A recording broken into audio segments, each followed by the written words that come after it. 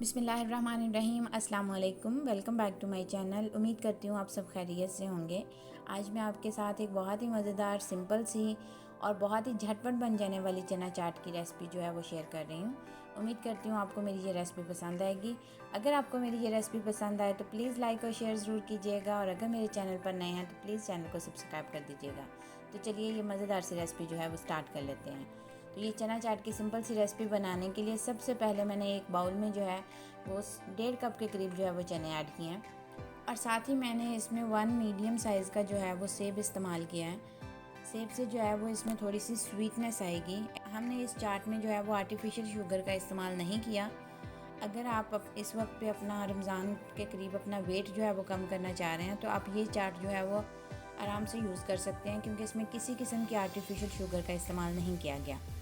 तो उसको मैं थोड़ा सा स्वीट टच देने के लिए मैंने सिर्फ एप्पल का इस्तेमाल किया है, जिससे इस चाट का टेस्ट जो है वो बहुत ज़्यादा इंक्रीज़ हो जाता है।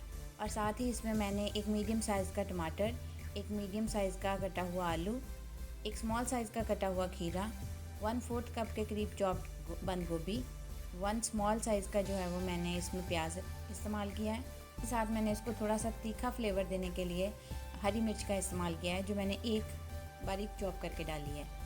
और इसमें थोड़ा सा जो है वो मैंने चॉप्ड कोरिएंडर ऐड किया है।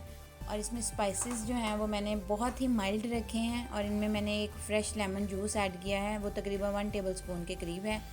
और 1/4 टीस्पून मैंने इसमें सॉल्ट, 1/4 टीस्पून ही चिली फ्लेक्स, 1/4 टीस्पून ही मैंने इसमें ब्लैक पेपर का इस्तेमाल किया है। और इसको थोड़ा सा स्पाइसी टच देने के लिए मैंने चाट मसाला इस्तेमाल किया है, जो कि मैंने डाला है तकरीबन 1 टीस्पून के करीब। अब इसको थोड़ा खट्टा फ्लेवर देने के लिए मैंने इसमें इमली का पल्प जो है वो 3 से 4 टेबलस्पून ऐड किया है, और इन तमाम इंग्रेडिएंट्स को अच्छे से मिक्स कर लिया है। करती हूँ आपको मेरी ये रेसिपी पसंद आएगी। इंशाल्लाह जल्द मैं आपके साथ रमज़ान स्पेशल में ऐसी झटपट से बन जाने वाली रेसिपीज़ जो है वो लेकर आती रहूँगी। तब तक के लिए मुझे इजाज़त दीजिए। अल्लाह हाफ़िज़। अपना बहुत ख्याल रखिएगा।